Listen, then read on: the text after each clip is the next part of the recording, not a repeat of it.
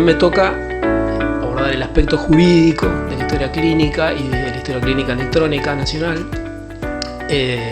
Para el derecho siempre es un desafío cuando tiene que regular estos avances tecnológicos, es un desafío por el tiempo que lleva formular la normativa, luego aprobarla, y el desafío también de tener que hacer un equilibrio entre las innegables ventajas que representan estos avances cuando entran en colisión con otros derechos, como es el caso de la privacidad y la protección de datos personales, que es lo que nos ocupa hoy. Bien.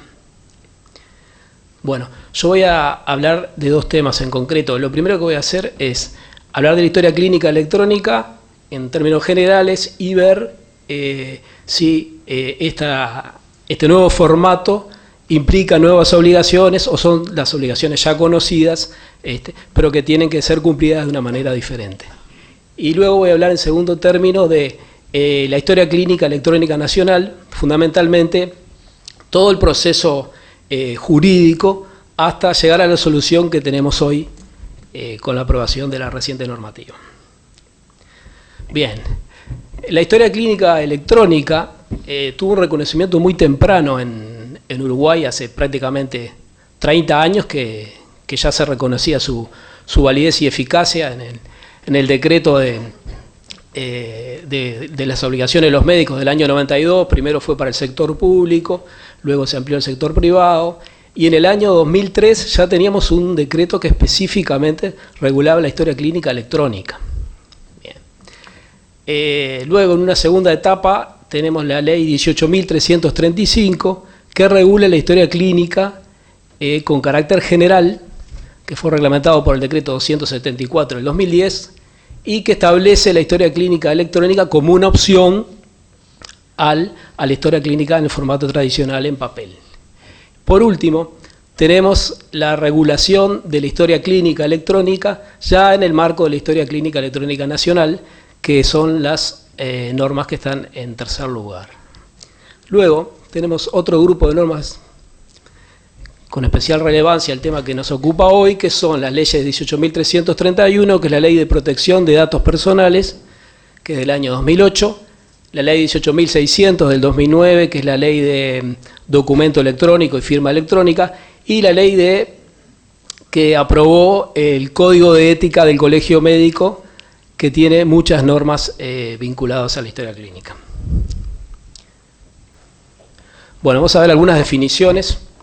La historia clínica está definida en el propio decreto, dice como un conjunto integral de datos clínicos, sociales y económicos referidos a la salud de una persona, desde su nacimiento hasta su muerte, procesados a través de medios electrónicos, siendo el equivalente funcional de la historia clínica a papel. Como surge la definición, estamos ante un conjunto de datos referidos a una persona, es decir, estamos ante una base de datos, así que la historia clínica es una base de datos o forma parte de una base de datos y por lo tanto está sujeta a la regulación de la ley 18.331, que es la ley de protección de datos personales. Bien, datos personales relacionados con la salud. Esto está en la normativa de protección de datos. Dice que son informaciones concernientes a la salud pasada, presente, futura, física o mental de una persona. Entre otros se consideran datos relacionados con la salud de las personas, los referidos a su porcentaje de discapacidad o a su información genética. Entonces, el dato de salud es un dato sensible. Vamos a ver. Los datos sensibles son aquellos que revelan el origen racial, étnico, preferencias políticas, convicciones religiosas o morales, afiliación sindical e informaciones referentes a la salud o a la vida sexual.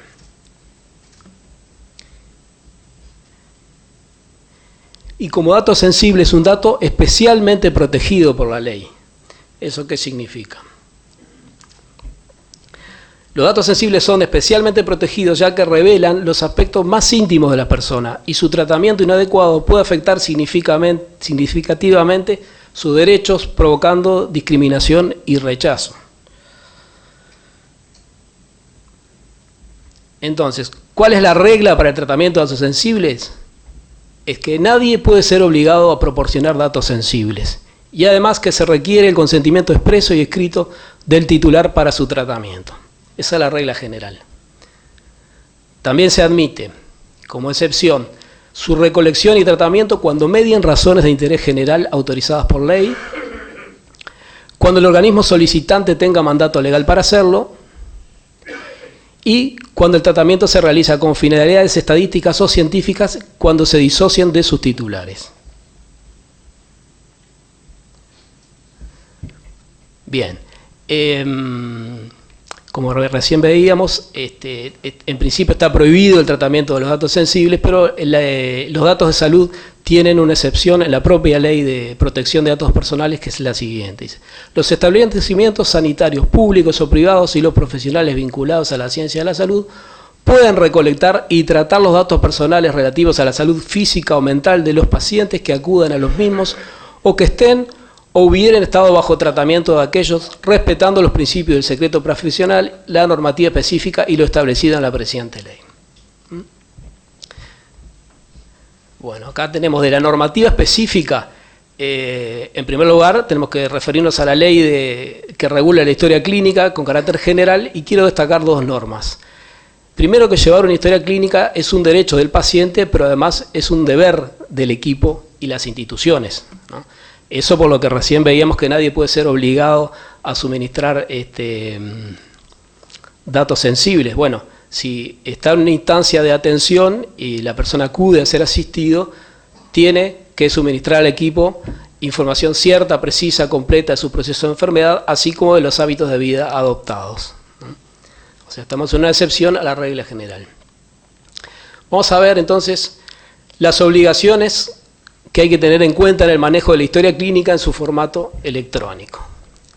Tenemos en primer lugar las normas regulatorias, que son las que decíamos, la ley 18.335, las nuevas leyes que salieron con posterioridad, y después tenemos las normas de protección de datos, y por último, las normas de ética médica, que es la ley 19.286. Bueno, acá lo que voy a hacer es, en base a los principios de la historia clínica electrónica, revisar un poquito cuáles son las obligaciones que tiene que cumplir el personal de salud y las instituciones. Los principios de la historia clínica electrónica coinciden en gran parte con los principios de la protección de datos personales. Es decir, no nos agarra de sorpresa en el sector salud las obligaciones que impone la ley de datos personales, porque por la propia actividad, por la sensibilidad de los datos, estamos acostumbrados, a manejarlo con esas características. Bueno, entonces tenemos el principio de finalidad, que dice que los datos consignados en la historia clínica no podrán ser utilizados en forma nominada para otros fines que no sean los asistenciales, o cuando fuera necesario por razones de salud o de higiene pública, de emergencia, o para la realización de estudios epidemiológicos, siempre que se preserve la identidad del titular. Esto tiene mucho que ver con el acceso, para qué se puede acceder a la historia clínica, ¿no?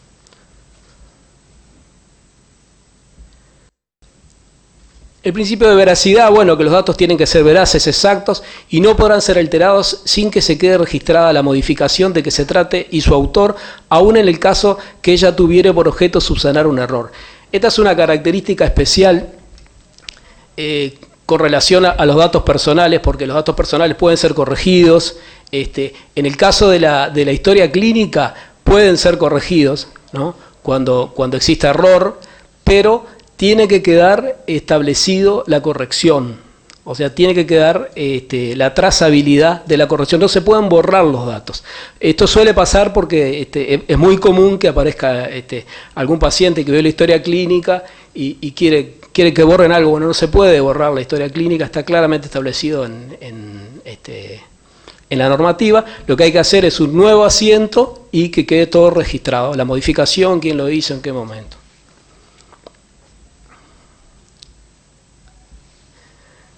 Bueno, luego tenemos el principio de reserva, que en el decreto 2003 se lo llamaba de confidencialidad, es lo mismo. Dice: los datos personales relativos a la salud deberán tratarse con la más absoluta reserva por aquellas personas físicas o jurídicas que accedan a esto legítimamente, estando prohibida toda difusión a terceros. Esta obligación subsistirá aún finalizada la causa que habilitó su acceso. Me interesa acá mencionar alguna norma del Código de Ética Médica que dice que el médico tiene la obligación de guardar secreto ante terceros de la consulta y de todo aquello que se le haya confiado, incluso después de la muerte del paciente. Destaco, preservar la confidencialidad de los datos revelados por el paciente y asentados en las historias clínicas, salvo autorización expresa del paciente. Acá tenemos otra norma que quería destacar. El artículo 22, la confidencialidad es un deber inherente a la profesión médica. Solo podrá ser revelado en los casos establecidos por una ley o interés general o cuando exista justa causa de revelación, ¿no? ¿Cuáles son las justas causas de revelación? Bueno, peligro vital inminente para el paciente, por ejemplo, riesgo de suicidio, negativa sistemática del paciente de advertir a una persona acerca de un riesgo grave para su salud, por ejemplo, el contagio en las enfermedades transmisibles, amenaza concreta para la vida de terceros o la defensa legal contra una acusación del paciente.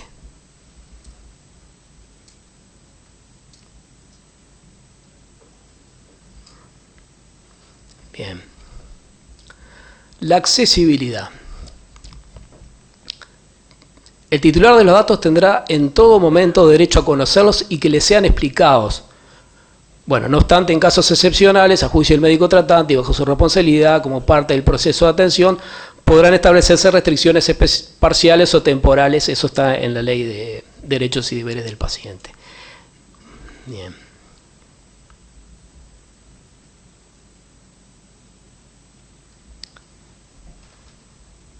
Completitud. La historia clínica electrónica deberá contener la evolución del estado de salud de una persona desde su nacimiento hasta su muerte e incluir toda la información reciente referente a los procedimientos, sean diagnósticos o terapéuticos, y todo otro dato referencial o gráfico que permita conocer la situación real del sujeto de que se trate. Luego tenemos el derecho a la información. La información contenida en la historia clínica electrónica deberá exponerse en forma clara a su titular.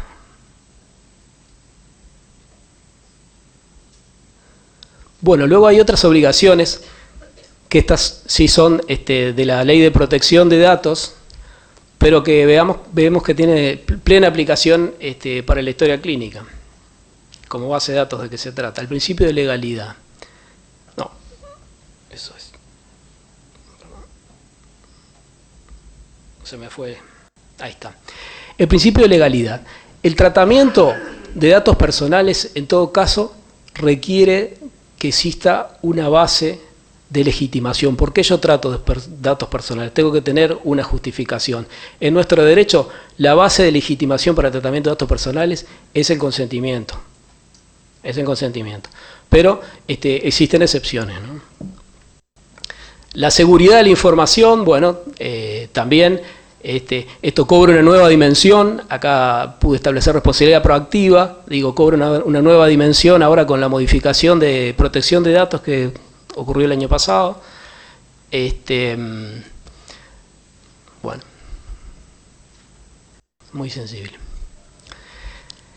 La trazabilidad, esto es muy importante tener en cuenta en el formato digital, porque todos los accesos a la historia clínica electrónica deben quedar debidamente registrados y disponibles. La información no podrá ser alterada o eliminada sin que quede registrada la modificación de que se trate. En caso de ser necesaria su corrección, se agregará el nuevo dato con la fecha, hora y firma electrónica del que hizo la corrección sin suprimir lo corregido. Recién lo veíamos cuando veíamos el tema de veracidad, que habla de la calidad del dato. Acá habla de otra cosa, habla de que tiene que quedar el registro de todos quienes accedieron a la historia clínica. Eso cambia sustancialmente, digamos, la realidad a cuando no existía historia clínica electrónica. Y esto es una información a la que el paciente tiene derecho a acceder.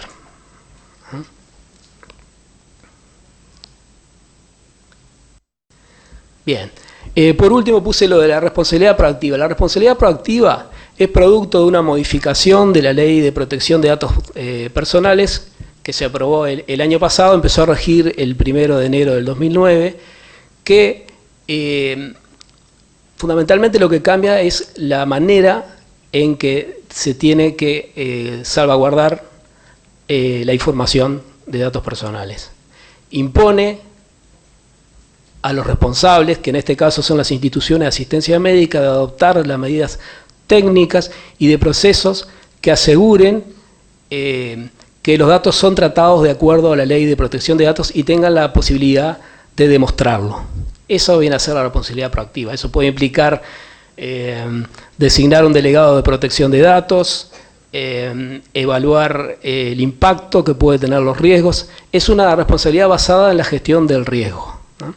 Estas obligaciones ya están vigentes, hace falta que se reglamenten, pero son obligaciones que van a tener un impacto en la práctica. O sea, las instituciones ahora van a tener otras exigencias para cumplir con esto y eso se va a tener que traslucir a todas las personas que trabajan en estas organizaciones, esas obligaciones que tiene que cumplir la institución y van a ser trasladadas y seguramente van a ser bien perceptibles. Bueno, ¿qué conclusiones? Para el personal de salud, como ustedes habrán visto, las obligaciones que hay que cumplir y son las similares, las que ya se conocen, digo, tratar con privacidad, el derecho del paciente a acceder a la información, o sea, son las mismas que veníamos cumpliendo de antes. ¿Qué es lo que cambia? Bueno, en su cumplimiento hay que adoptar una forma muy distinta. ¿Por qué razón? Por las potencialidades del medio digital, o sea, implica mayores riesgos, ¿no? Y la trazabilidad. Ahora cualquier acceso a la historia clínica va a quedar detectado y luego el titular del dato, el del paciente, cuando pida, va a saber quién accedió a esa historia clínica y va a haber que dar explicaciones. Entonces, tenemos que tener presente que el acceso legítimo del personal asistencial a la historia clínica es con fines asistenciales. Lo que no sea con fines asistenciales requiere un consentimiento específico. Eso tiene que quedar bien claro. Y bueno, y la segunda razón que va a cambiar va a ser por lo que venía diciendo, por el incremento de las obligaciones para las instituciones, por el producto de esta responsabilidad proactiva. Las instituciones van a tener que poner una política de privacidad estricta, van a tener que cambiar toda la estructura de documentación legal, van a tener que incluir en los contratos de trabajo cláusulas con las obligaciones de respetar la protección de datos, en los contratos de arrendamiento de servicios van a tener que incluir cláusulas de ese tipo. Tiene que constituir una falta muy grave de no respetar la protección de datos por las consecuencias que puede tener para la institución. Va a haber que capacitar el personal y va a haber que definir procesos. Entonces, por ejemplo, el empleo de medios portátiles, digo, va a haber que controlar eso, porque la utilización de ese tipo de medios, digo, para enviar fotografías de un paciente, eso no se va a poder permitir, o si se permite, bueno, va a ser con control de la empresa, porque eso implica riesgos, por dar un ejemplo. Entonces, en definitiva, hay que imponer una cultura de la privacidad. Eso es lo que pienso que tenemos que sacar como conclusión de cómo tenemos que abordar la etapa de la historia clínica electrónica, ¿no? Más que por la historia clínica electrónica en sí misma, porque estas obligaciones ya el personal de salud está acostumbrado a que tiene que tener privacidad, no tiene que divulgar el secreto médico, pero fundamentalmente por los riesgos que implica este nuevo medio y además por las obligaciones que tienen de ahora en más las instituciones. Bien. Bueno, ahora voy a hacer de la historia clínica electrónica nacional, voy a hablar del marco jurídico y voy a hacer un repaso de cómo se llegó a él, a la solución que hay ahora. Tenemos 2 leyes, 2 decretos, varias ordenanzas del Ministerio de Salud Pública y alguna más que va a tener que salir ahora. Bueno, artículo 466 de la ley 19.355, año 2015. Yo puse justificación, ¿no? ¿Qué es lo que resalté? Dice, facúltese al Poder Ejecutivo para determinar mecanismos de intercambio de información clínica con fines asistenciales a través del Sistema de Historia Clínica Electrónica Nacional, a efectos de garantizar el derecho a la protección de la salud de los habitantes y el acceso a redes integradas de salud, conforme lo establece la ley del sistema, ¿no? Y se dice que en el intercambio de información clínica se asegurará la confidencialidad de la información en concordancia con la ley 18.331 de protección de datos. Bien. Este fue el primer artículo legal de la historia del proyecto de historia, por entonces, hoy es una realidad, del proyecto de historia clínica electrónica nacional. Pero ya estaba en la agenda digital 2011-2015, después estuvo en la agenda digital 2015-2020, ya estaba previsto este proyecto. Bueno, el decreto 242 del 2007 es el que reglamentó este artículo, pero también es la norma reglamentaria actual que regula la historia clínica electrónica. Este decreto derogó el decreto del año 2003 y es ahora el que regula la historia clínica electrónica, está regulada en este decreto. ¿Ah? ¿Qué obligaciones se establece? Establece que todos los prestadores de la salud deberán llevar una historia clínica electrónica. O sea, por primera vez se establece la obligación de llevar una historia clínica electrónica. Hasta ahora era aceptada, se reconocía su validez, se reconocía su eficacia, pero no se había dicho que era obligatorio llevarlo. Bueno, con este decreto se establece esa obligación.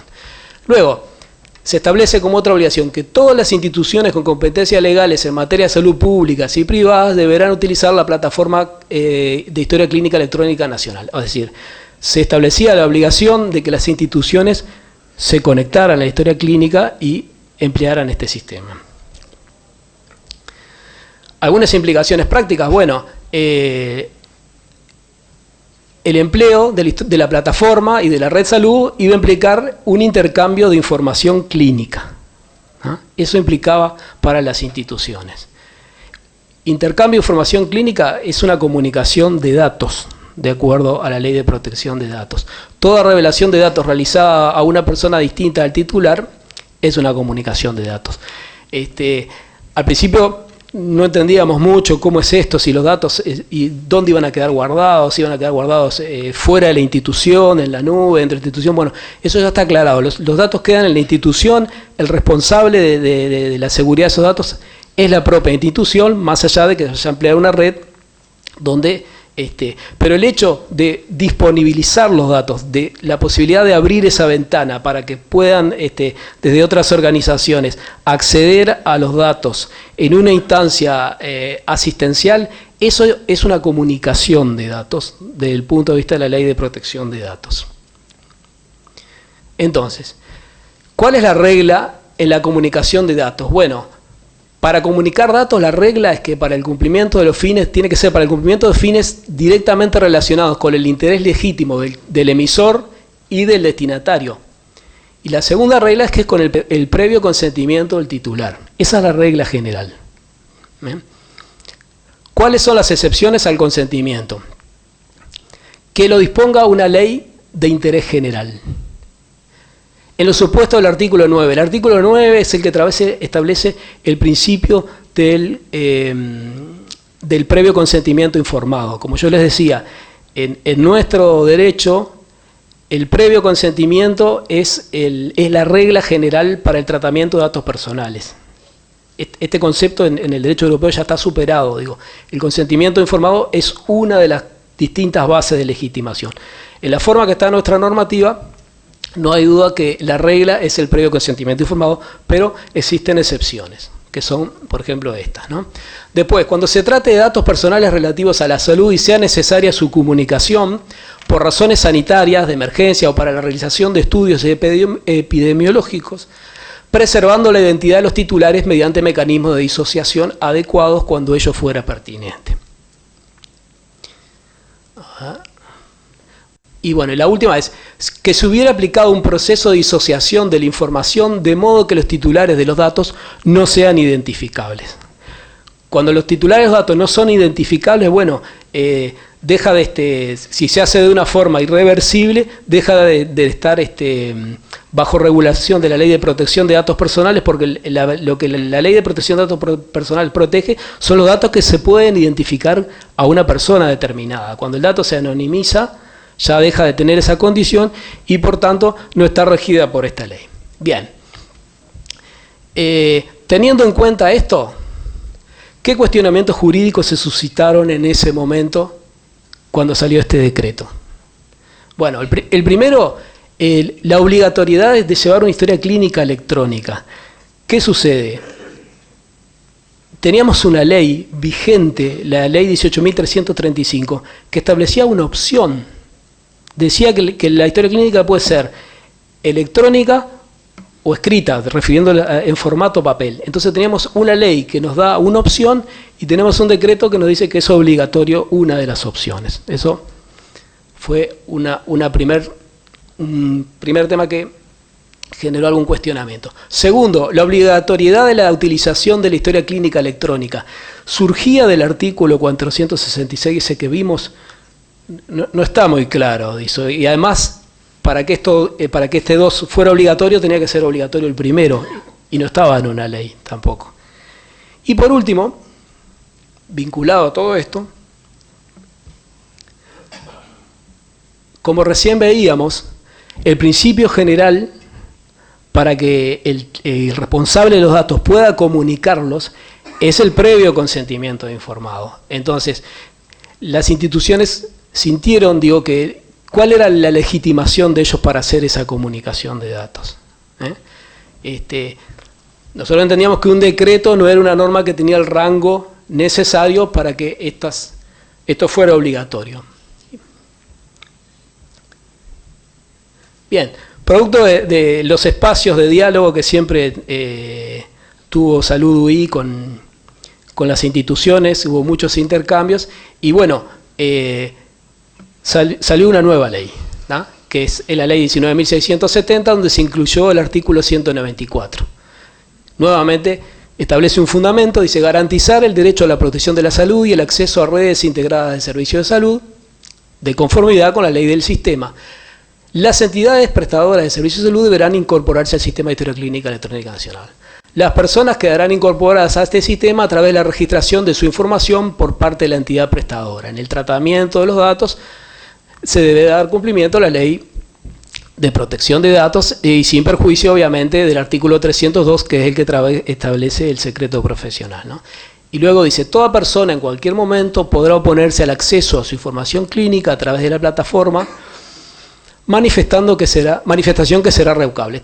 Esta oposición impedirá el acceso a la información clínica, salvo en las excepciones legítimamente previstas. Bueno, entonces se establece por ley, acá, por ley, que las entidades se deben incorporar, ¿no? Y como es un presupuesto, digamos, el empleo de la historia clínica electrónica nacional, tenemos que entender, que también se está estableciendo la obligación de la historia clínica electrónica en una norma legal. Luego, ¿qué se establece? Que las personas se incorporen a este sistema. También se establece por ley. Y se establece ese derecho a oponerse al acceso a su información clínica a las personas, salvo las excepciones legalmente previstas. ¿Qué alcance tiene el derecho que se establece a favor de los usuarios? Bueno, gestionar los permisos de acceso, salvo las excepciones legales. Eso es lo más importante, que es ese derecho de oposición. Luego, consultar electrónicamente su información clínica registrada en la HCEN. Autorizar a terceros a la gestión de accesos y consultas de su información.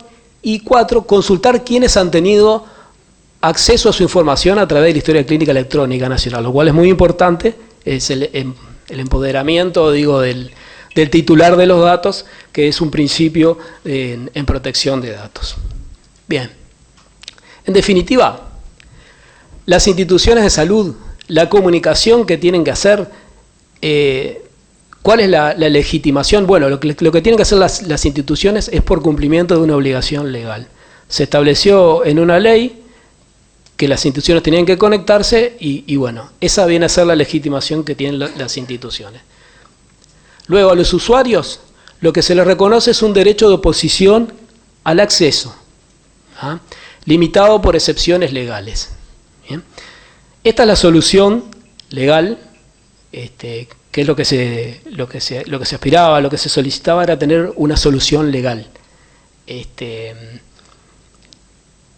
Tenemos que considerar que esta ley tiene que ser de interés general. Digo, si no consideramos que esta ley es de interés general, bueno, sería inconstitucional, porque estamos limitando el derecho a la protección de datos personales en el sentido de que estamos haciendo sin el consentimiento del titular de los datos.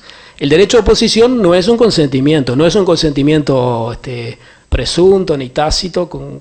En algún lugar se dijo que era como la donación de órganos. No, ahí es muy distinto. La donación de órganos hay una presunción legal de consentimiento. Acá se establece un derecho de oposición, pero está en una norma de rango legal.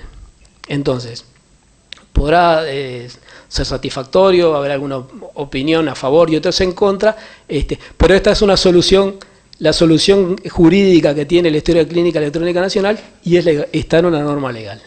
Bien. Bueno, sin duda hay una tensión acá entre dos derechos, mis datos, acceso, el consentimiento, continuidad asistencial, privacidad, cómo hacer justicia. No tenemos que olvidar que el paciente es el que está en el centro, y eso es lo que importa. Muchas gracias.